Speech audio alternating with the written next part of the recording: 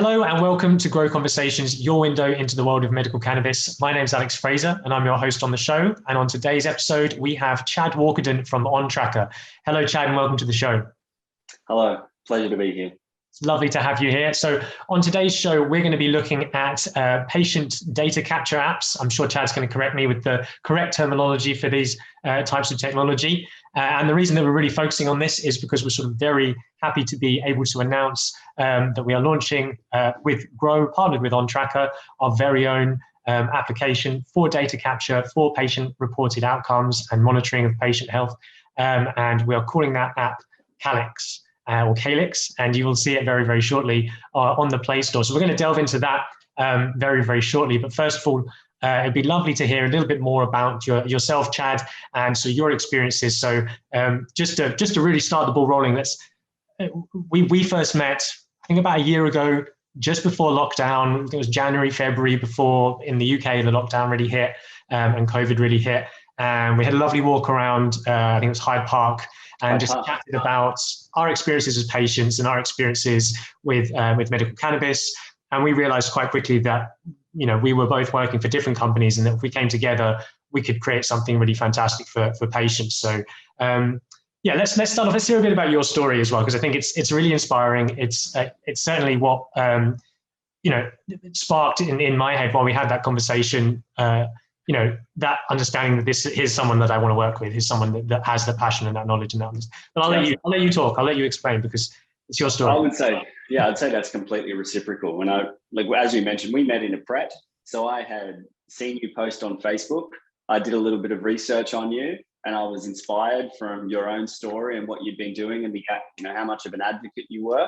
And then to be able to transition into your role with Grow it was obviously exciting, and I wanted to meet with you while I was in the UK. We had an awesome conversation, which has continued throughout this time, which is a testament to you and to the team. And it's been an absolute pleasure meeting you.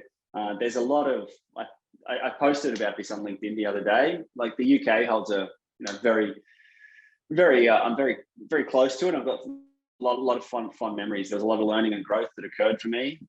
As a young man, I arrived in the UK, a social worker, Bachelor of Education, Bachelor of Social Work, doing frontline social work in the London Borough of Tower Hamlets. So working from anywhere from Shadwell up to Whitechapel, Shoreditch, Bethnal Green, Isle of Dogs, etc. Like I was working around that area for 4 years. So I know London pretty well. And yeah, as I said, it's quite close to me because I was a social worker. Then there was something called Frontline that came in to improve and change the standards of how the social work profession, improve the standards of the social work profession in the UK. And I was selected in the early cohort of that. And that was obviously very exciting to me as a young man.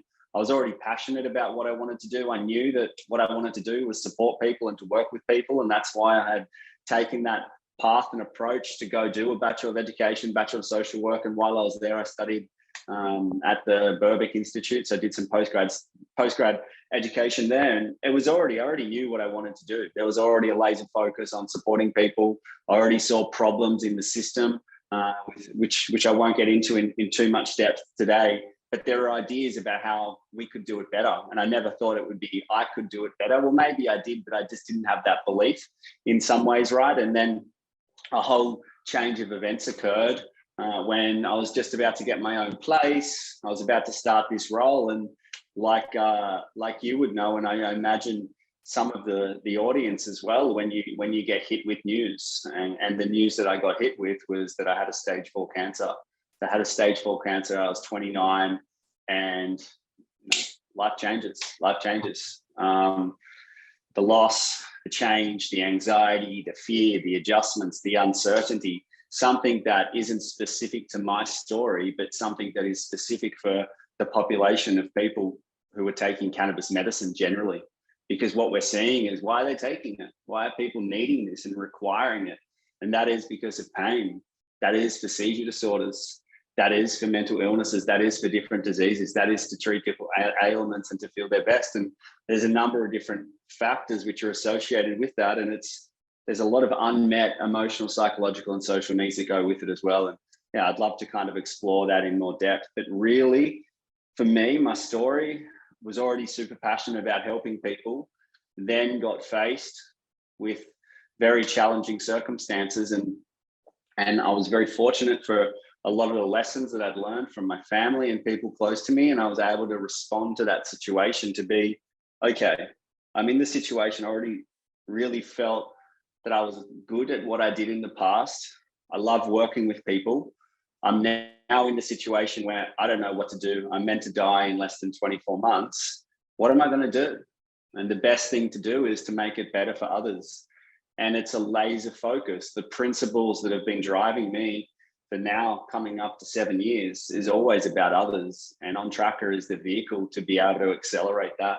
And Ontracka is the vehicle to then build an amazing partnership with Grow, which is going to result in Calyx coming into the UK. And you know, in many ways for me, it's the most exciting thing because I can kind of get back to the UK, have an impact, and be able to really form some collaborations to be able to support people and put patients first. Yeah, I mean, and it must have been so terrifying to get that particular bad news. And I like you say, I do personally know what that's like. I mean, I was 19 years old when I got diagnosed and told I had Crohn's disease. I knew I was ill, but I didn't know what it was. I didn't know if it was something that would go away or come back.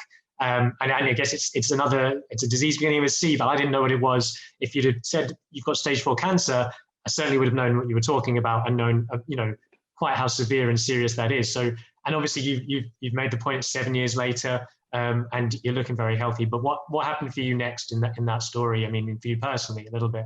Yeah, for sure. Before we no worries. Yeah. So it's interesting. I will tell a shortened version because I can go on, but I was living in East London at the time and I just got this for about 3 months. This was 2013, so September 2013. We're in Bethnal Green for this whole day for the local authority that I worked for, and it was cold. So everyone came out of it feeling, a bit run down.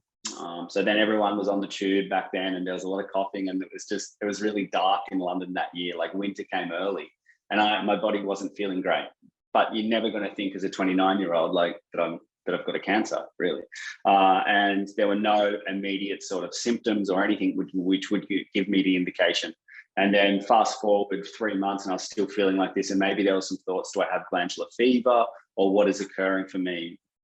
And then in the middle of the night, again, like there's events, I've broken my collarbone and some bones in the past. And there's a pain that is innate to you that you're like, I've got to respond to this. And I called the NHS and literally, within a minute, I didn't finish my brushing my teeth, 2 ambulances were at my house. And I was like, what's going on? Like, this is a bit too much. And to cut a long story short, I got taken to Newham Hospital and I stayed there for a number of days.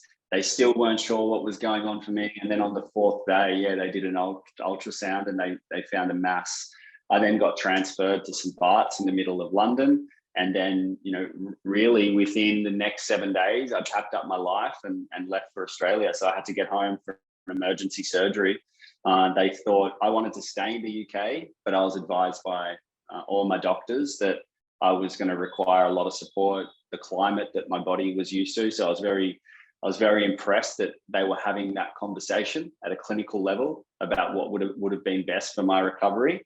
There were some aspects of that which was appealing to me, but later on when I looked at other things, there was a bit of a disconnect, which is why research is so important for me, and I'll get to that. But I went home, had a surgery, 20 centimeters by 15 centimeters, a cancer was removed. My kidney was taken out as well. I was then placed on a chemotherapy. It was called mitotane. So I was placed on the chemotherapy for 719 consecutive days. During that time, I had a further reoccurrence. So the cancer grew back about the size of an orange, and then it metastasized to my lungs. I had 2 on my right lung, 1 on my left lung. And then 2 months after that, my mother got diagnosed with a stage 3 bowel cancer. So at that time, I'd lost my job. When I woke up from my surgery, the initial one, I found out that the local authority had removed me from my position. That was a bit of a loss because I was trying to fight through whatever I was going through because there was a purpose. My identity was, this is what I want to do. I've been working hard to get to this point. And then I realized that I was just disposable, and that was hard to take. No one consulted me. I virtually came to my phone and I saw an email saying that with immediate effect, I'd lost my position. So that was challenging, but it also reinforced the position to, okay, Chad, just heal, man. Just focus on yourself, take things slow. It was a frontline social work position, so there was a lot of challenges.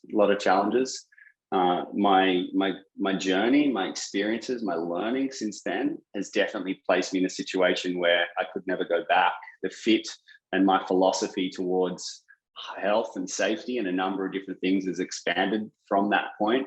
And I'm much more like, I couldn't be happier with where my life is now. My mum is excellent as well. She's very happy. I had a further reoccurrence, but I won't get into that as well. But I ended up having 4 years of continual cancer treatment. So there was 2 years of chemo and then 2 years of immunotherapy. Wow. At the time, I did 13 months. So I did 13 months of chemo without cannabis. So when I got diagnosed, someone dear to me, actually, who was a big supporter and a mentor throughout this process of Ontracka, he came and said, you should try cannabis. And this, you got to remember, the context was 7 years ago and it was Australia. So it wasn't the US where things were already taking off. But I was like, I don't want to take cannabis. I don't want to get paranoid. Like, I need to focus on my body and my health. And there was like the idea that cannabis could fit into health was just like worlds apart. And I didn't revisit that for a period of time. I started focusing on nutrition, meditation, exercise, and all these different modes to improve my health, which I believe strongly in, always supported by an evidence base, of course. Then as I was nearing, just by chance, that when I was nearing the time when I was about to get re-diagnosed, I started hearing a lot about Rick Simpson and the RSO back then. That was the very first thing that I saw. But there was also a perception that there was just a few curiosities, and we can drill into that. But that was the first thing. And then I ended up getting a call to say, even though I was putting on weight, which was an indicator that I was getting healthy, I actually gave my oncologist a high five after I got my MRI, because I was going to go and I was going to go go away by myself. I'd kept about 13 months of journals, daily journals by then, and I was going to go back and just condense what I had thought. And then I got a call that night and said, you got to come in straight away. I went in with my eldest brother and my 2 parents. So usually it was my mum, but the 4 of us were there. My other brother couldn't make it. And I got told this was me. This was my number. We told you at the start that your percentage of living was very small. Like, it's come back, it's spread, it's worse. You've got some hard decisions to make. Got told a number of things, never going to be a father, never going to live to an old age. Got told all these things. Still don't know why I got told them, to be honest. And that point, I walked out of the appointment and I changed my why to a why not. And my why not was why not? Why won't I try cannabis? And literally from that day onwards, it's fair, like it is. Some people will be able to connect to this. There's no doubt about it. But throughout those 13 months, I'd already been tracking my symptoms. So I had pen and paper, old school, and I lost a lot of that information, which is very annoying and was annoying because that was, for me, it was presenting a picture and patterns to how I could control my chemo. And to give you, I did end up controlling the chemo. So cannabis played a part in that, but I ended up getting back to work. I was on daily chemo and I went back to work for the Family Court of Australia as a consultant. So cannabis worked for me. And it was on that one day where I went to a friend's house. He had a tincture for me. I tried it and literally I went to bed that night without feeling nauseous. I wasn't fatigued. I'd shared a meal with my parents and I was in bed, and this sounds a little deep for some people, but literally this is all I can tell you is my narrative. I was in bed, and generally when I was in bed, that's when the demons of the night would talk to me, right? And the demons of the night is more, your vulnerabilities, your fears, comparisons to others. No one's going to love you. You're alone. You've got this disease. Cancer's your world. And it was just, right? Trying to keep it all at bay with different strategies, which I was learning and acquiring throughout that time. But, lights go off, the day's silent, and that's when the noise can start. And I think many people will be able to respond and connect with that in some ways. But my story that night was I had a smile on my face, man. I was in bed smiling. And I was lucky enough to capture that moment. So I was mindful enough to go, And I was doing some breathing and some visualizations in bed, and my body was vibrating and I was feeling good. And once you do that, you can see my breathing's just changed then. Like once you uncover something like that, you repeat the process, because all we're looking for is clues. All we want to do is feel our best. All we want to do is feel that little bit better. You can ask someone with depression, you can ask someone with Crohn's, you can ask someone with cancer, you can ask a carer what they want for their son or daughter. And that is, they just want to get better. And so that next day, it was like I found something. I was like, oh my gosh. And lucky enough, I'd had tracking. I knew what time my side effects hit me every day. I knew what I was experiencing and I needed to target. And I got up the next day, I repeated the process, and I never got side effects again from chemo. Never again, mate. My quality of life went zoom. I didn't get cancer again. So you're not going to hear me say, you know, cannabis is the cancer killer. That's not in my language and that's not my story. I'm not saying it doesn't happen for others. It's just not my story. And I think there's a better discussion that can be had, particularly in terms of the role of cannabis when we're looking at it in healthcare.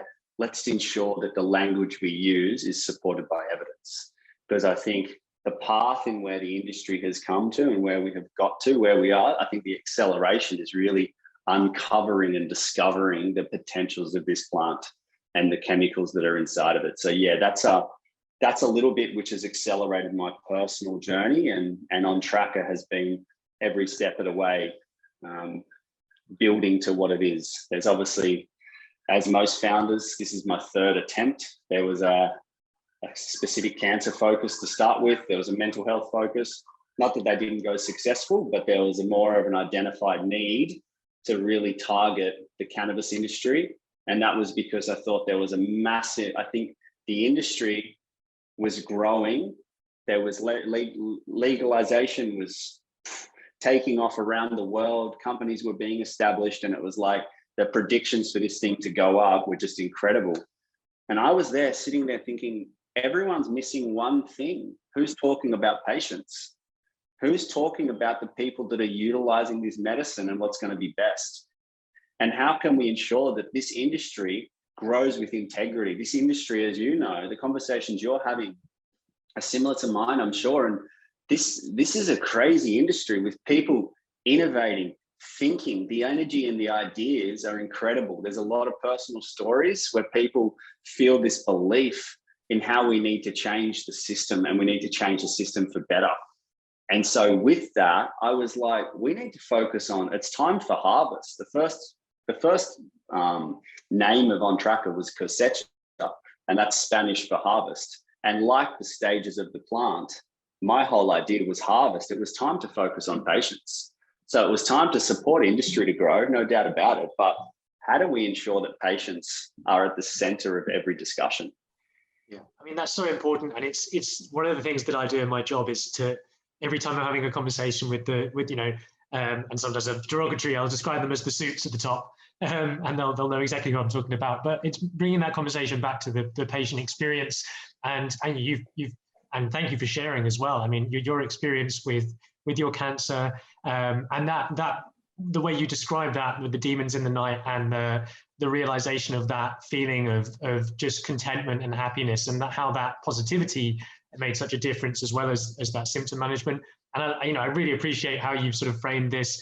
It works for you. I think there's a wider conversation that we'll absolutely hit on Grow Conversations at some point, where we're going to, we'll do a deep dive into cannabis and cancer and everything that comes under that umbrella. This episode, we're not going to focus on that. And I want to, everyone who's watching, I'm sure there are a lot of people out there who are very passionate about that particular narrative and about that particular situation. We will absolutely give that its due diligence, and we'll do a deep dive into that at some point. But no doubt, for the purpose of this and with the context of your life, it's that knowing what it is to be a patient, knowing what it is to go through those struggles, and knowing what patients need to support them. And then, and a secondary side of that, and it's interesting to hear that you initially focused on cancer and moved into this space with cannabis. And I think that medical cannabis particularly, is a space where we need something more intelligent in terms of data capture. It's not a medicine that's necessarily going to lend itself well to randomized controlled trials. And this is a discussion that's right at the forefront of medical cannabis, particularly in the UK. We're talking about how do we get this medicine to the NHS so it's available to patients for subsidized and NHS sort of pricings, and how do we do that? How do we move that ball forward? And we just keep coming up to this randomized controlled trials and regulators saying that's what we need. And on the other side, we have cannabis doesn't really fit into that model. So how do we capture quality of data and how do we move this forward for the sake of patients? And that, to me, I feel like technology is the answer. I feel like intelligent technology that works with patients that can really measure what makes an impact to their lives, rather than putting a numeric score on X, Y, or Z. It's really got to be personalized to the individual, and we've got to see an improvement in their quality of life, essentially. And you could talk about QOLs, quality of life factors, and you can talk about PROMs, patient-reported outcome measures, and we can talk about that to the cows come home. But the bottom line is that we're working with patients and that we're monitoring what is working for them, how it's working for them, and what it's doing for them in their lives as well. So it takes a little level of depth beyond perhaps what we would get from controlled trials. But let's. Can I just come in there? Yeah, I think what's important to note is that, particularly from the personal experiences that you and I have, and how we're both extremely patient-centric, right? And although we can have a conversation, the world's not going to get it just yet. So the UK isn't going to get this just yet, and there's going to be some concern. There's going to be doubt.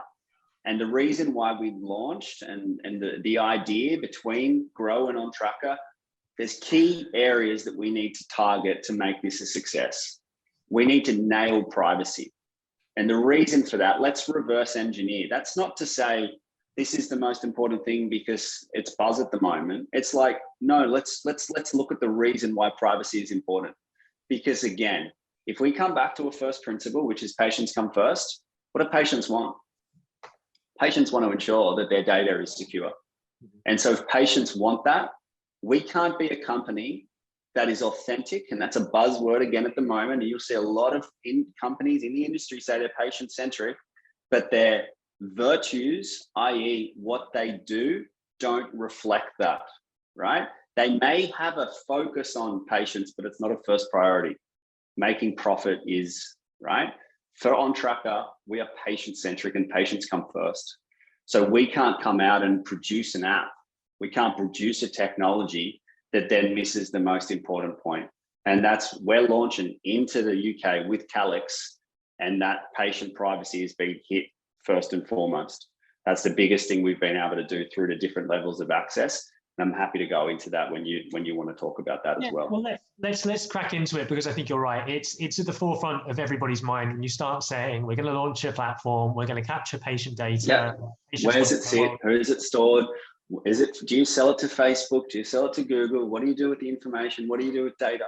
And I think what we need to say is, hand on heart, we capture data. We're very interested in data. There's no doubt about it. And the reason again why is, let's think about what we want to achieve. We know that cannabis medicine needs to move away from anecdotal evidence. And if we are going to legitimize this into healthcare, and then we're going to improve access for all patients here and into the future where it grows, anecdotal evidence doesn't get us there, right? What we require is evidence, and what we require is data. And I'm glad that we're so aligned in saying, hey, we do capture data and we are interested in data. And it's very clear in our communication for what we do. However, there's certain standards and there's processes that are in place, and that is evidenced in our virtues, which I can get into. So it's not just me standing here saying it. We've actually removed personal names for the batch of people that want to utilize Calyx but still have that mistrust. And if they do, they require an email that they have access to, so they can contribute. Because I think a really good way to frame Calyx is it's a vehicle for patients, right? Yeah, the vehicle for patients who, like you and I, want to see a better change.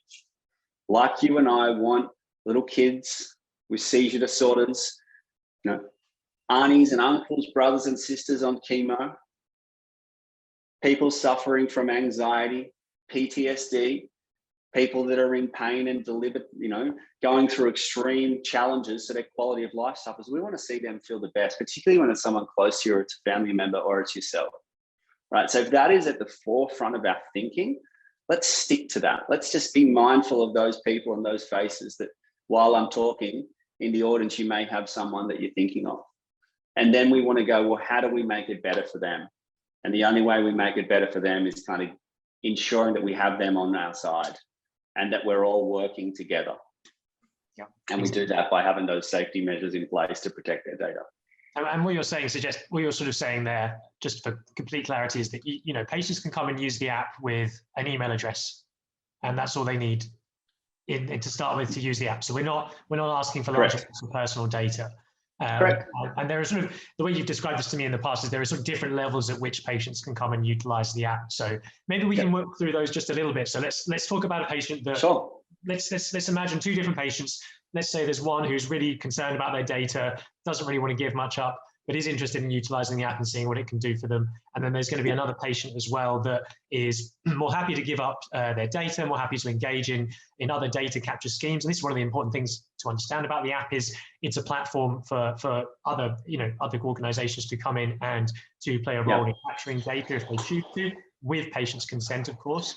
So let's just unpack that a little bit. So if you're a patient who doesn't want to give away a huge amount of data, what can the app do for you? So at the moment, what we've got to think about, exactly is that we want to be able to ensure that this is a tool to support, because what we're supporting is cannabis medicines that are legal in the UK. So that means that individual is seeing a clinician. So then the idea is, okay, if at this stage, because I do think that after we get going on this, people will be able to see, oh, maybe this is different. And that's what we need them to get. Oh, maybe they are different. We capture that and we get more patients talking about it, then we will be able to get a better understanding about the value we can provide and the support services that are going to come from this. But that all starts with saying, hey, if you have that position at the moment where you don't trust us as yet, it's okay. Use an email like you just said, Alex.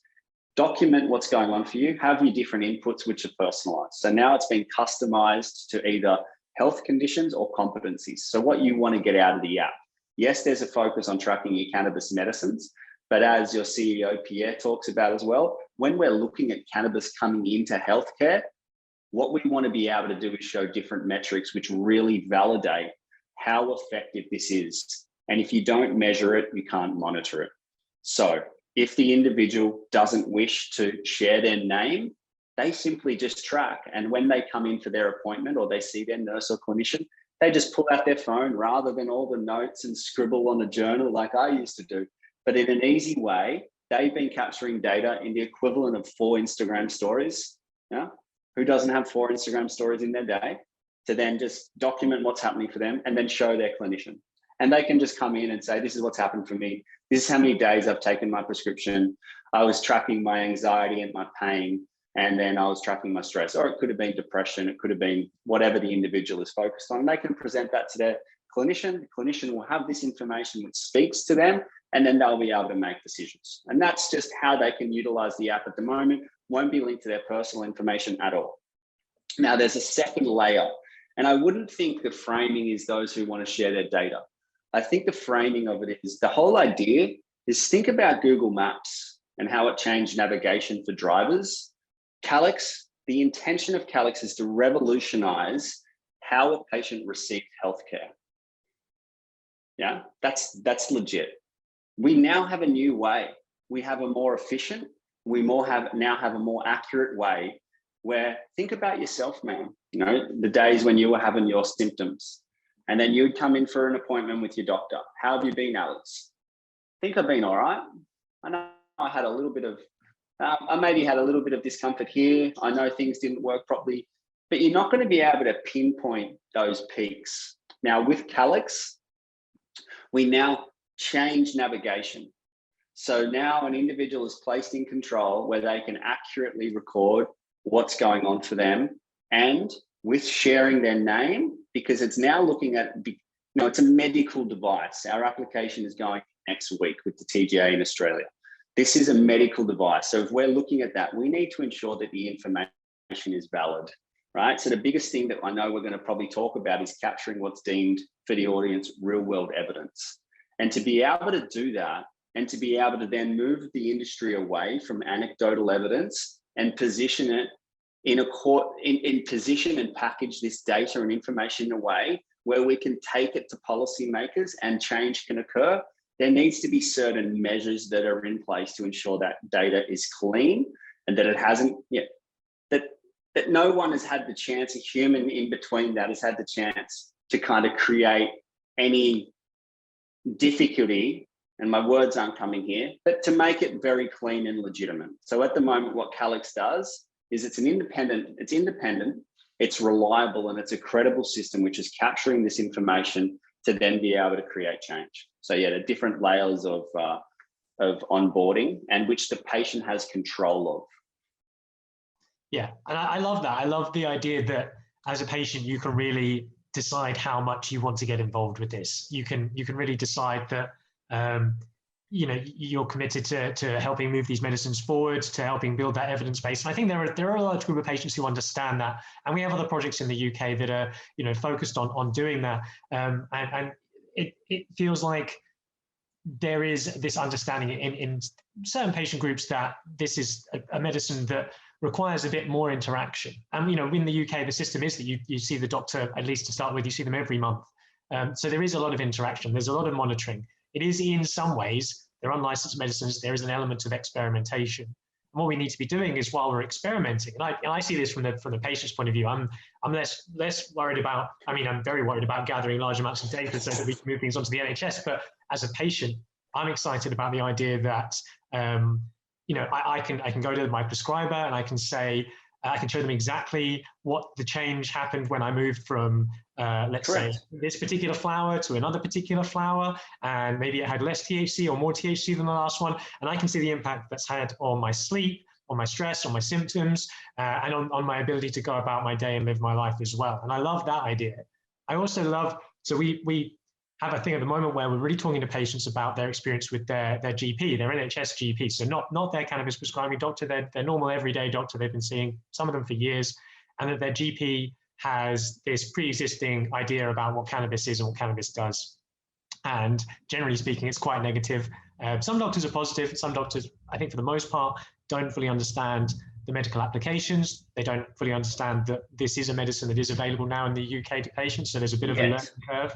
They don't understand yet. They will. Yes, exactly. But if you're a patient and you want to, and this is sort of a sideline almost. This isn't what we've designed, but it's certainly an option for you. You can send your data and your experience to your GP, and you can say, look, I actually have had a really good experience with this particular medicine, and actually, you don't have to take my word from it. Here's my daily diary of how it impacts my symptoms, how it impacts my life, and what it means for me. And I've played around with the app quite a lot, and the little things it focuses on, like relationships and how your relationships have been affected.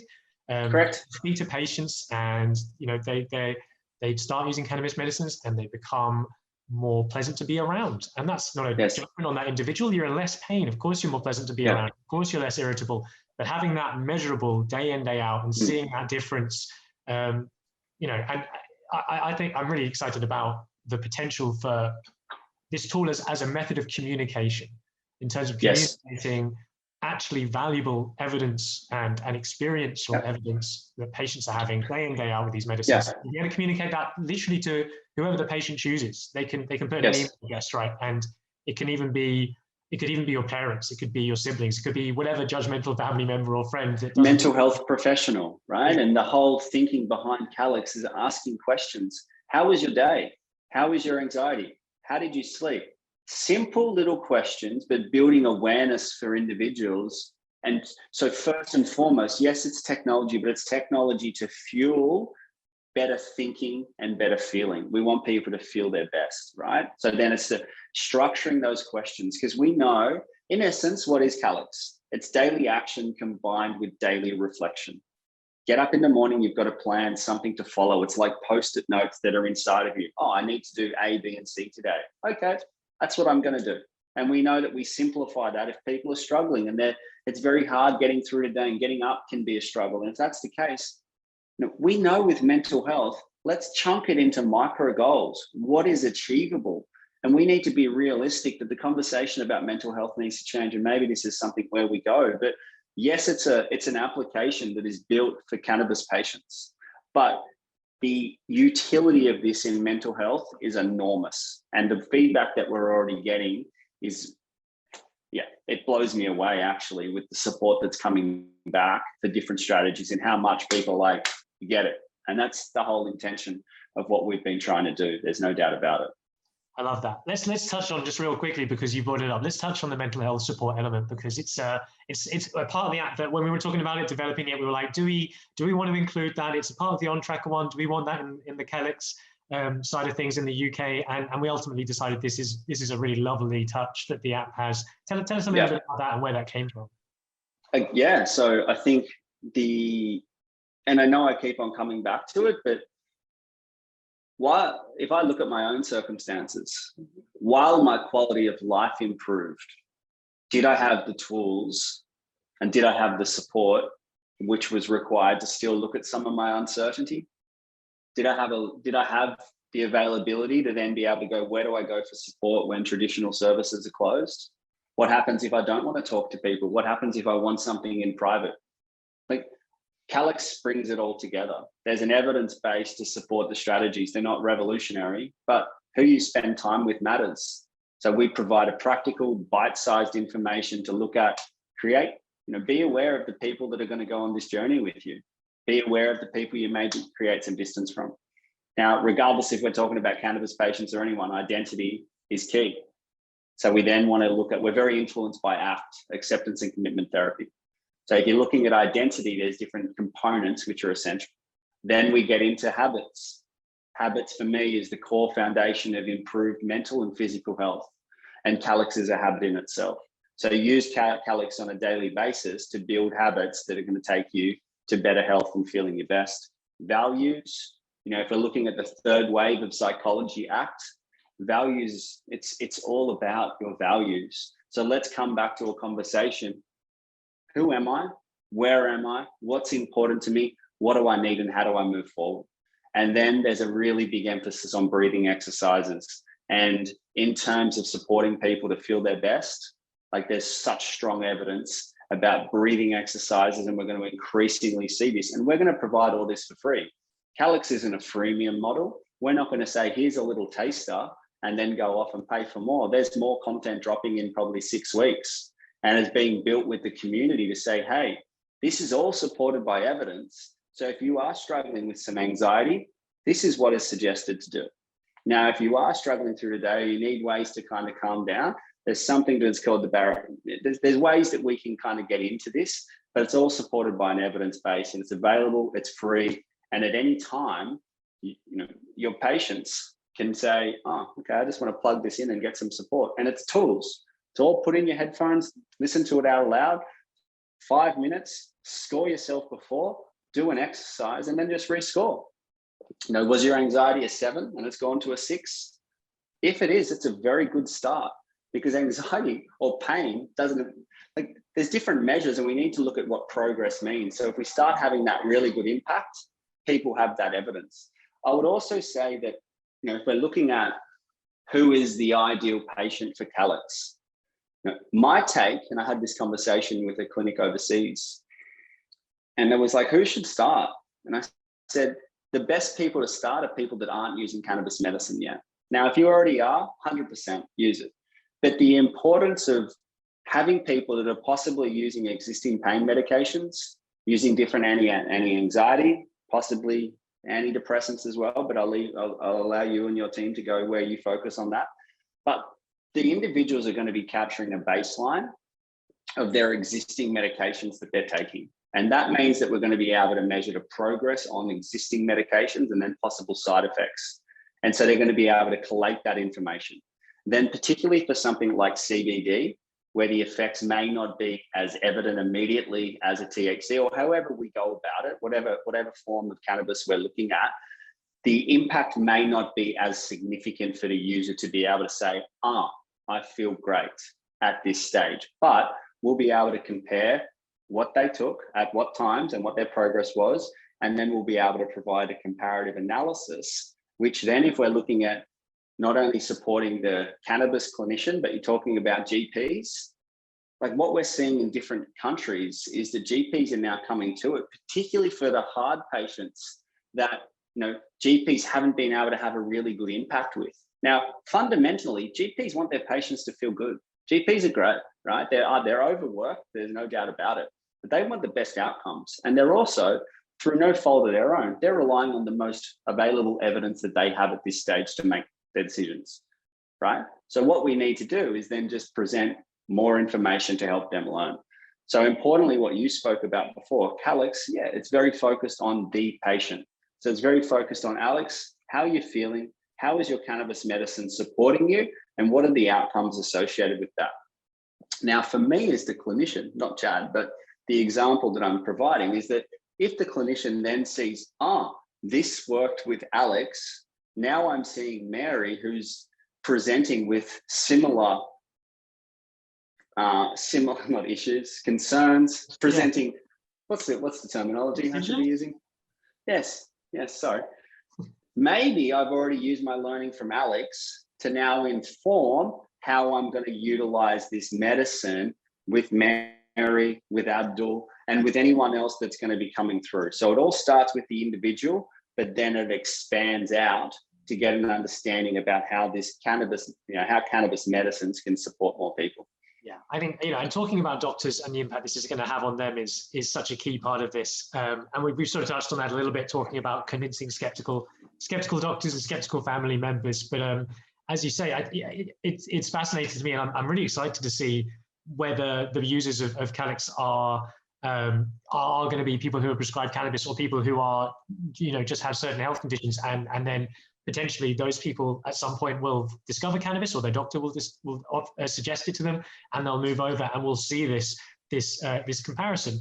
And the other side of that is we can also be retrospective or retroactive, and we can say, look, we have once we have 50, 100, 200, 500 patients with Crohn's disease, fibromyalgia that are using prescribed cannabis medicines, we can then go out and we can quite easily find 200, 300, 400 patients in that group who are using medicine XYZ, and we can make a comparison. We can actually go out and give the second group who aren't using cannabis medicines, we can give them the app, we can get them to fill it in exactly the same way as the cannabis medicines prescribed patients have been, and we can make comparative data sets. And I think that's going to be incredibly powerful in terms of the data we're creating. And it's also very important to show there's no bias. So yeah, you're listening to this and people may think, oh yeah, but you believe in cannabis, so that's what's going to be the case. The best option is, let's see what works best, right? Let's look at this as a game, and let's, patients become part of this and test what is the best way that we move healthcare in the future. And I think what we're seeing increasingly is the shift towards patient power, and to people, and how people can have a voice and contribute to change. People have there seems to be an urge for people to contribute to change and have more passion and be able to execute on their dreams and be able to push their energy towards things they believe in. And we're having this conversation because the experiences that we've had, and really it's about, we've now got a vehicle that helps accelerate the other lessons that are out there and all the anecdotal evidence that we've heard. Well, let's test that. Let's test that to have better conversations. And if we do that, the future of cannabis medicine, where it goes from here, I don't think we can all understand. I have a bit of a vision for where it gets to, but if it's done right, there's no doubt that this can be a massive disruptor in healthcare for all the right reasons. Yeah, I love that you call it a platform for these things. It's the potential of the app that I'm so excited about. And people watching this will be asking, well, there are projects that have been set up to gather data and to bring patients together. Why use this app? And the answer isn't that the app is not the project. The app is but a platform that we can then launch projects onto.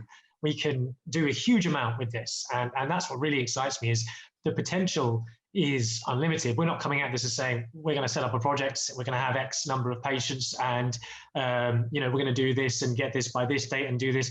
We're saying, look, let's have the platform first. Let's test all this anecdotal data. Let's gather it together before we make any suggestions about what's achievable. Let's get the platform and the technology right. Let's engage with patients, and that's something I do want to touch on before we finish.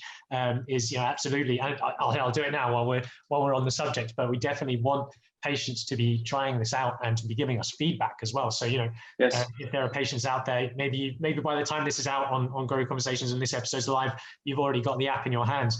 Do get in touch with us. Tell us if it's not working right for you, if it's not doing the thing that you needed to do, or if there's things that we could be doing better. Then this is a learning curve. This is a long-term project. We're not in this for any short-term gain.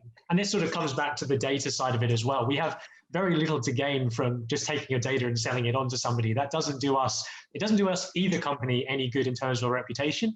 It doesn't do cannabis medicines as an industry or as a topic any good for us to do that.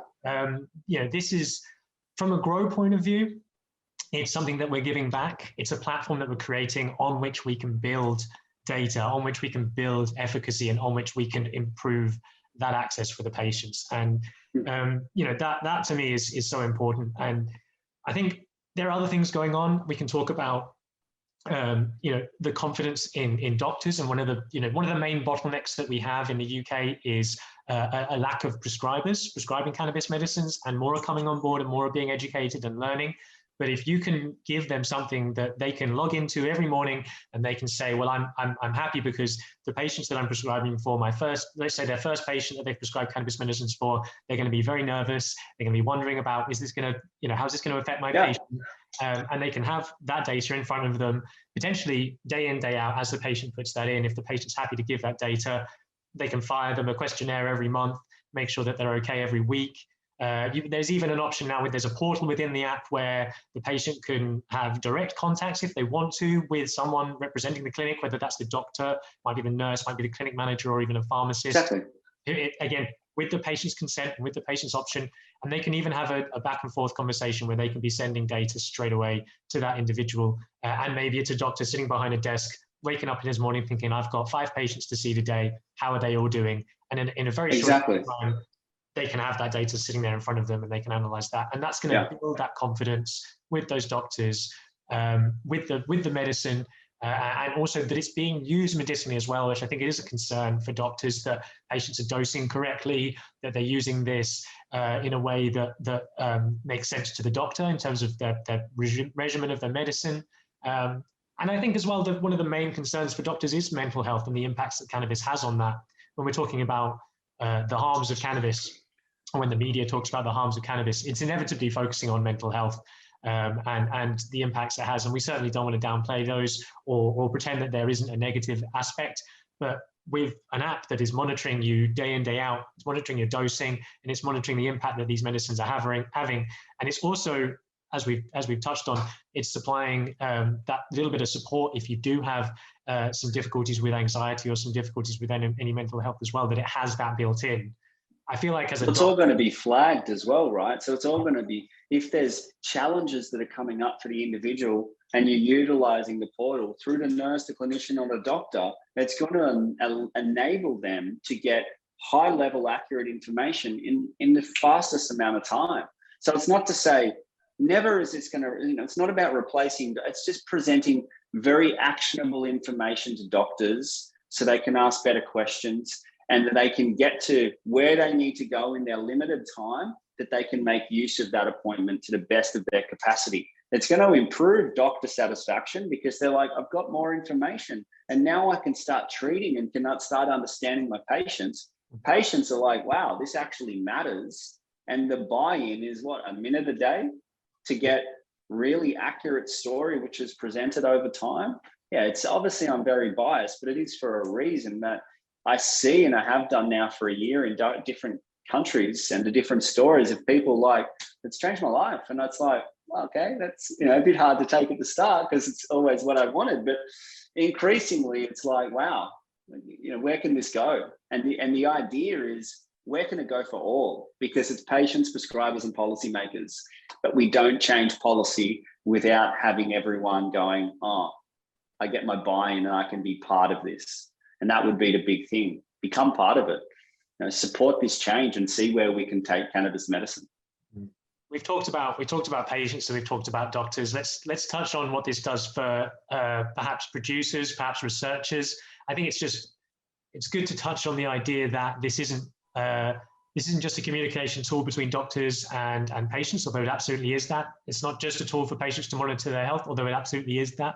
It's also a platform where if you are, you could be a university, you could be a student doing a dissertation, you could be a worldwide medical cannabis producer, like one of a Tilray or an Afria, or they're merged now, so the same company, but Tilray or an Aurora, and you could be looking to capture some real world data on, this oil or that, or that flower. You can set up, you can create, providing that the ethics are all in place and everybody's happy, and that we on Grow are happy, and we're happy to put that on the platform, and you guys at Ontracka are happy. You can start your own real-world evidence data capture program. You can utilize the app, and we can immediately start doing quite high-level research.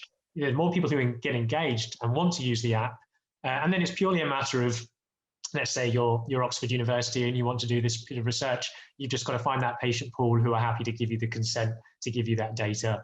And obviously we can talk about control groups and what have you, whatever Oxford University wants to do, or whatever university.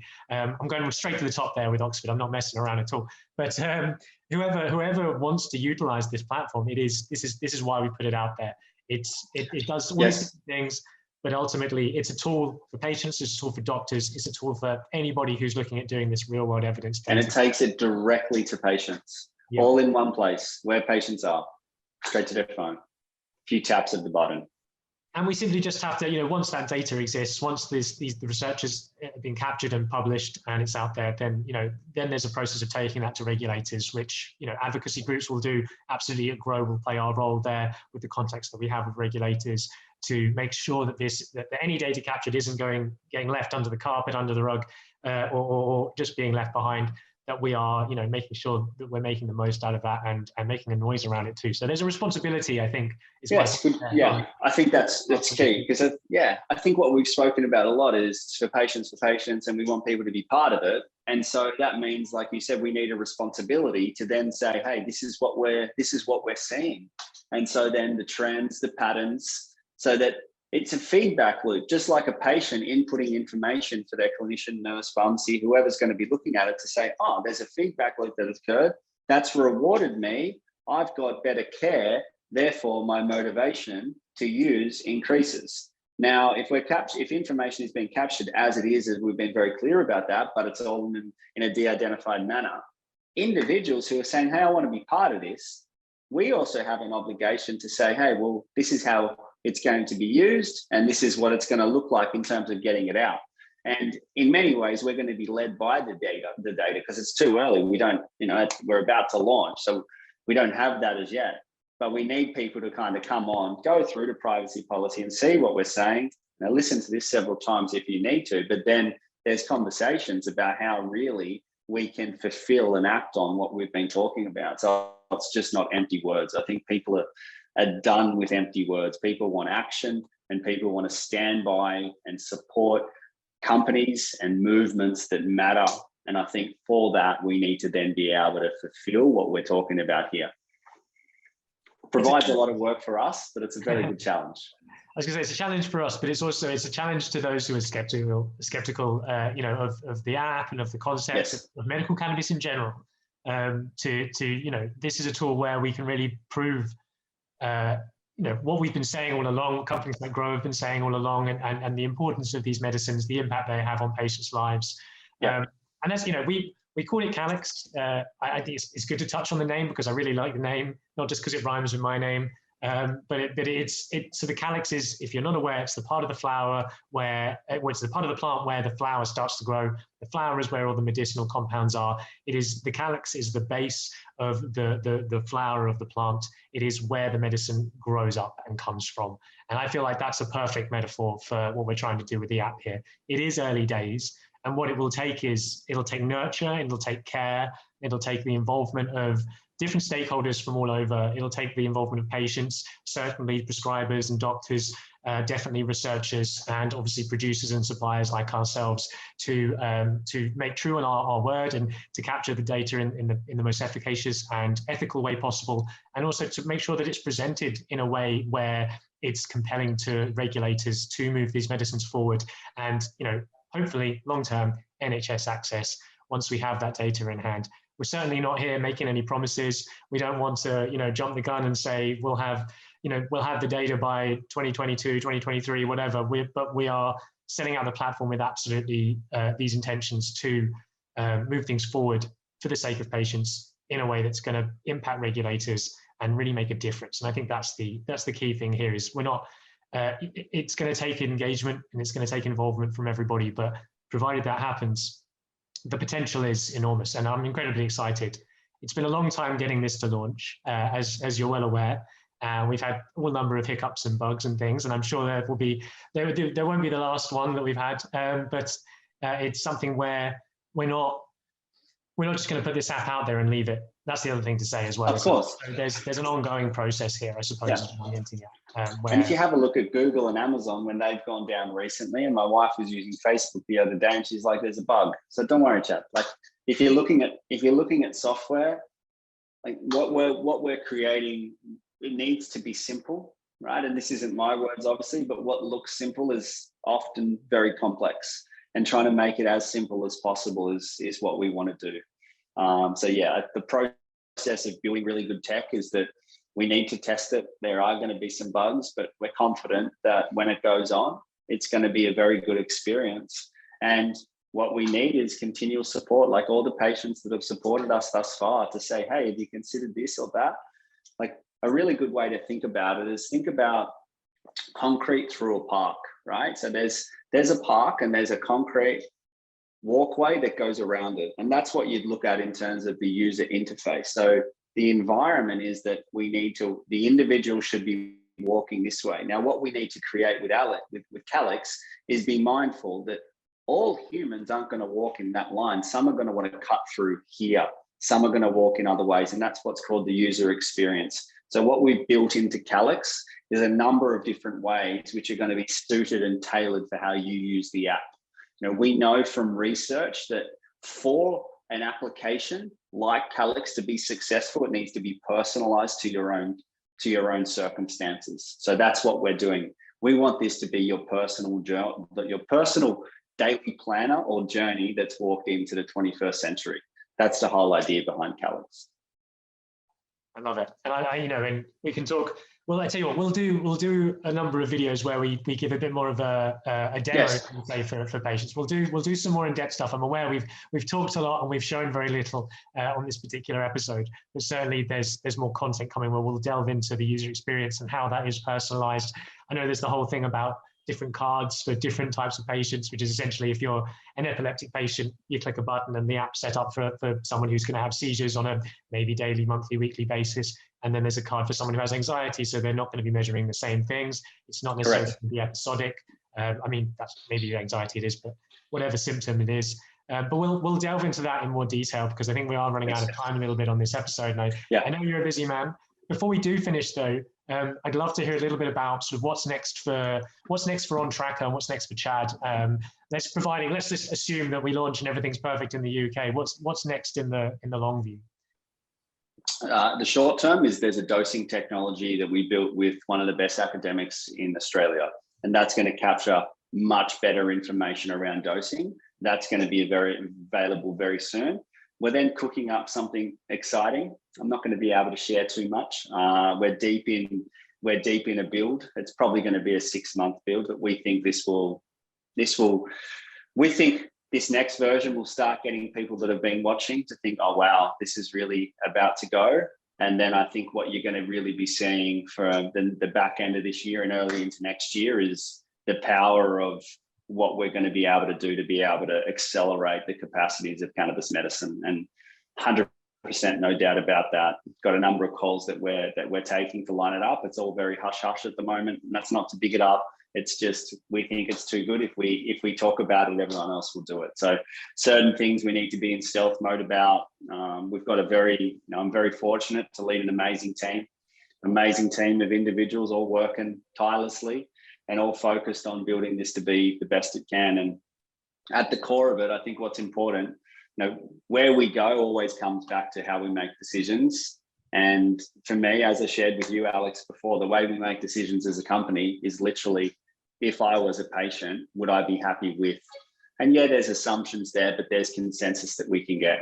And that ensures that we're moving forward with ethics. And if we are going to change people's lives and we are going to have a really big impact, it needs to be something that people can believe in. And the days are gone when you can be engaging in business that also doesn't have a social impact arm. Ontracka is all about commercial success for social impact.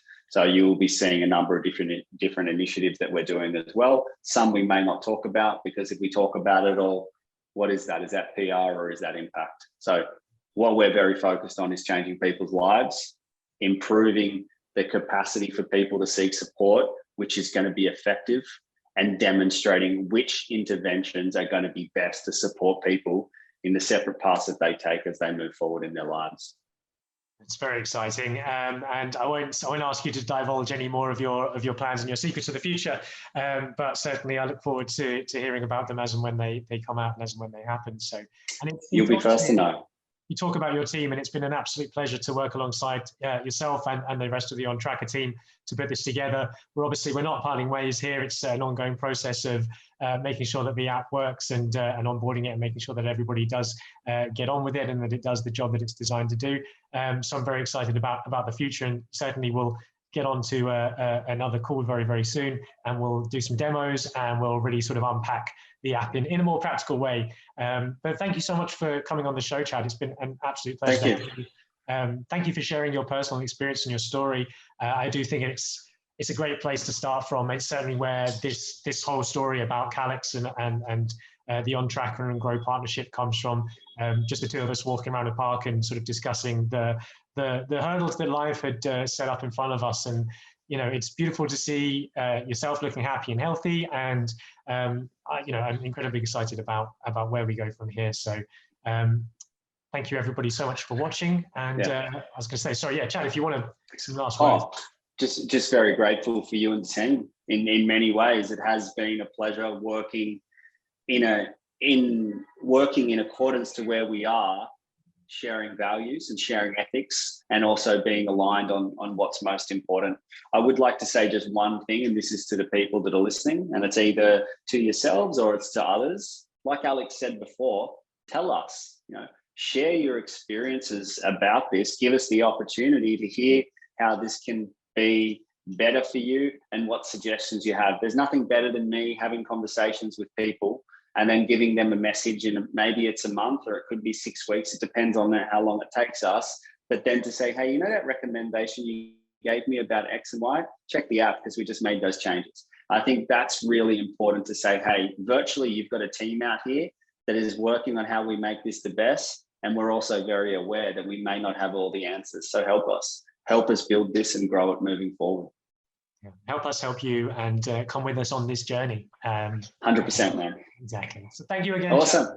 And thank you for watching. As always, do that standard YouTube thing, like, subscribe, comment, let us know what you thought of the episode. Come with us on the journey. And we'll be back very soon to do a bit more of a deep delve into Calyx and how it works. But very exciting stuff. Thank you again, Chad. And we'll see you all very soon in the next episode. Take care.